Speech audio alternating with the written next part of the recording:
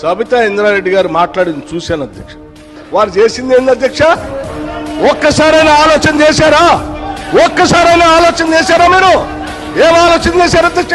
నీ అధికారం కోసం, నీ స్వార్థం కోసం కాంగ్రెస్ పార్టీ నిర్ణయం కాదు. ఈ రాష్ట్ర చరిత్రలో ఎవరిని చేయలేకుండా నన్ను సిఎల్పి లీడర్ గా చేస్తే అది లేకుండా చేయటం కోసం వదిలిపెట్టి పోయి టీఆర్ఎస్ పార్టీలో చేరినటువంటి వారు ఇవాళ బాధపడుతూ మాట్లాడుతున్న ఆవేదన చెందుతున్నా అంటే ఆవేదన చెందాల్సింది ఎవరు అధ్యక్ష?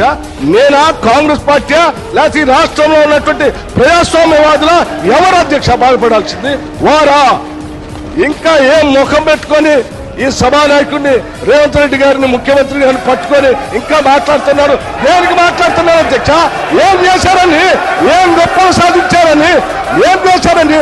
పార్టీలు మారి పరువు తీసి మొత్తం ప్రజాస్వామ్యాన్ని కూలి చేసింది కాకుండా